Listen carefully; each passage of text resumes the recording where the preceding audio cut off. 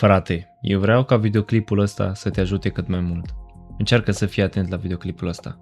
Nu sunt un om perfect, doar vreau să ajut. Fiindcă poți învăța din greșelile mele și fiindcă și eu am fost în același punct ca și tine. Vreau să împărtășesc cu tine 5 obiceiuri care mi-au schimbat mie viața și care m-au îmbunătățit de pe o zi pe alta ca și persoană. Primul, ca și tânăr, e foarte, foarte important să începi să-ți construiești fizicul tău, să începi să faci un sport. Nu contează ce sport, indiferent ce sport faci, hockey, volei, fotbal, handbal, să încerci să faci un sport de tânăr, ca după să-ți formezi obiceiul ăsta de a antrena, să te antrenezi pe tine însuți, fiindcă de acolo pornești totul. Și am făcut fotbal, am făcut înot la școală când eram mai mic, încă fac, dar nu la un nivel înalt, doar ca și hobby. Obiceiul ăsta ca și tânăr te va aduce într-un punct foarte înalt față de restul lumii, fiindcă tu depui anumit timp și efort în acel obicei ca să-ți formezi fizicul tău. În loc să petreci ore întregi pe alte distrageri, alte plăceri, tu alegi să evoluezi, să-ți construiești fizicul, iar care la un moment dat te poate ajuta pe viitor.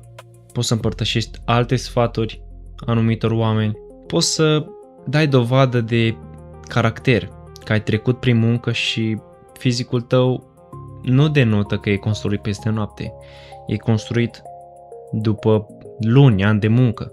Asta ca și tânăr te face o persoană foarte respectată. 2. Devină mai sociabil. Ca și tânăr, acum vorbim în rândul tinerilor, între 15, 16, 25 de ani să zic, fiindcă pentru tine încă contează să-ți formezi conexiuni cu oamenii din jurul tău. Contează foarte mult. De ce spun asta? Fiindcă ești la început și după, poate pe viitor, cine știe pentru tine, poate îți va plăcea să ai o afacere, să ai ceva alt anume sau lucrezi undeva și știi altfel să gestionezi situațiile, dacă știi să vorbești cu omul din fața ta, să vorbești despre persoane, să vorbești despre problemele unor persoane. Îți dai seama că contează foarte mult.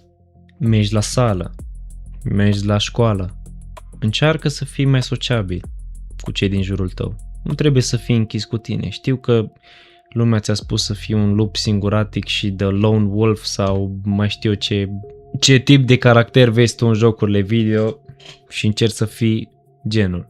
Fiindcă gândește-te că tu poate iei pe un drum, vrei să te apuci de sală, vrei să lași viciile deoparte, vrei să devii o persoană mai bună per total și gândește-te că ai un prieten, un tovarăș, care vrea să vină exact pe același drum pe care vrei tu să mergi. De ce să nu construiți împreună, să vă susțineți unul pe altul, să continuați obiceiurile astea? Poate unul dintre voi are o zi mai proastă și vă susțineți și reveniți împreună. Sau știți să vă gestionați timpul. Să spui, bă frate, lasă-mă petrecerea, hai să mergem la sală. De ce să mergi în club la ora aia când putem să stăm liniștiți, ne odihnim și dimineața mergem la un antrenament forță. Nu ne pierdem timpul. Nu zic asta ca și cum nu ai putea să mergi la o petrecere sau că e exclus. Fiecare face ce consideră pentru el, frate. Trebuie să înțelegi asta. Fiindcă ceea ce ai tu în viața ta de zi cu zi, trebuie să prioritizezi cu orice alt obicei pe care l-ai tu. Și de asta încerc să spun cu conexiunile, fiindcă contează enorm de mult, dar lumea nu spune. 3. Cititul. De ce cititul contează foarte mult? Contează foarte mult fiindcă nu neapărat că îți pregătește ție o gândire critică. Te pregătește să înțelegi informația mai bine pe care o citești. Te formează ca și om și plus de asta poți să citești orice vrei tu. Poți să cauți pe internet PDF-uri, sunt atâtea lucruri gratuite.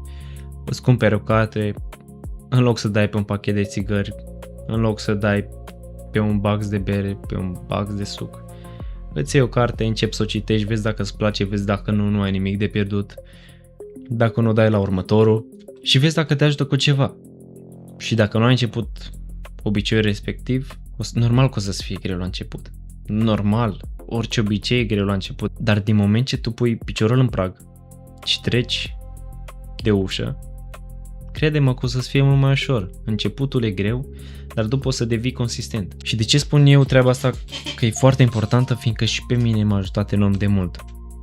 Am învățat cum să comunic mai bine cu lumea, să înțeleg mult mai multe informații și pur și simplu ți-am spus că poți să citești ce vrei tu și ceea ce îți place. Nu contează ce gen, important e să te apuci. 4. Mănâncă mai sănătos. Multă lume nu prioritizează aspectul ăsta din viața lor. Spun că mâncarea este scumpă, spun că nu au timp să-și gătească, spun. Multe motive, multe scuze, toată lumea poate să-și le formeze treburile astea.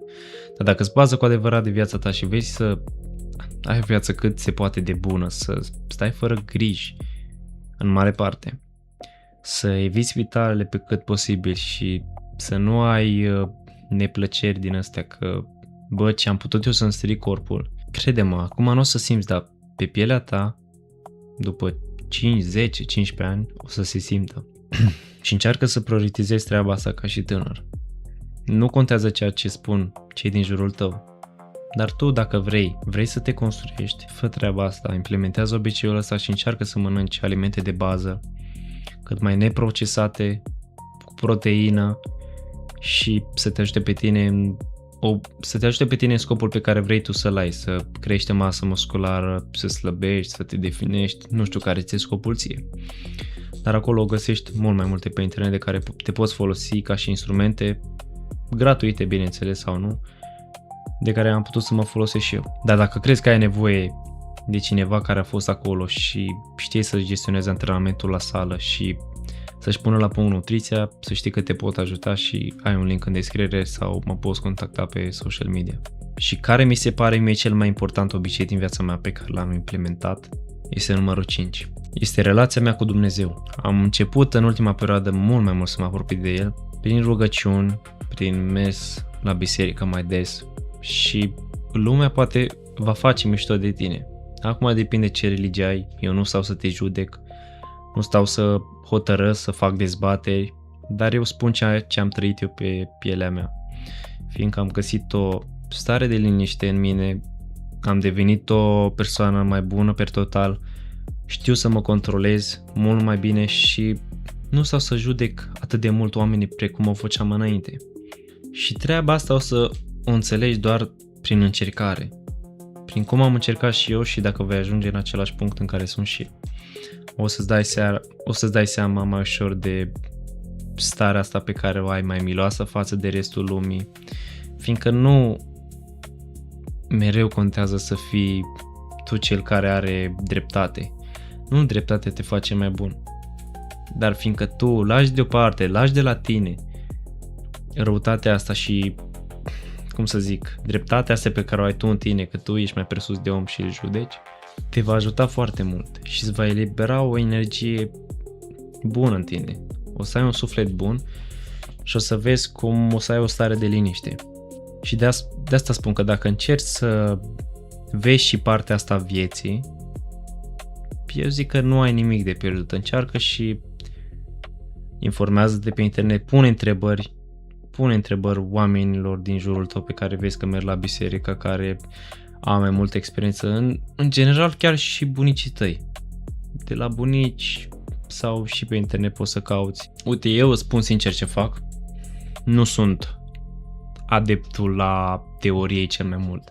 Nu prea îmi place mie foarte mult teoria. Dar în schimb, uite, când am timp, noaptea sau așa, înainte să mă culc, pe lângă că citesc o carte mai religioasă sau citesc din Biblie, ascult învățăturile părintelui Pimen Vlad sau părintele Teologos. Mie îmi plac cei doi părinți din Sfântul Munte Athos și îmi rămân întipărite anumite povești de ale lor, experiențe personale pe care le-au trăit sau altor persoane, fiindcă au stilul ăla de vorbire, mă înțelegi?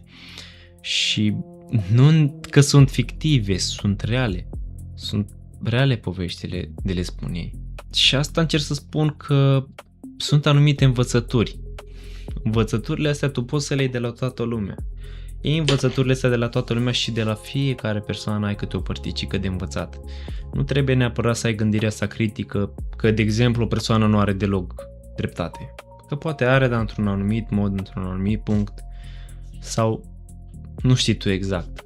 Nu ești tu unde ajungi să judeci omul ăla, dar poți să-l înțelegi și să vezi partea plină a paharului, să vezi partea bună. Și dacă te-a ajutat videoclipul ăsta, frate, lasă un like și să ne vedem cu bine de data viitoare.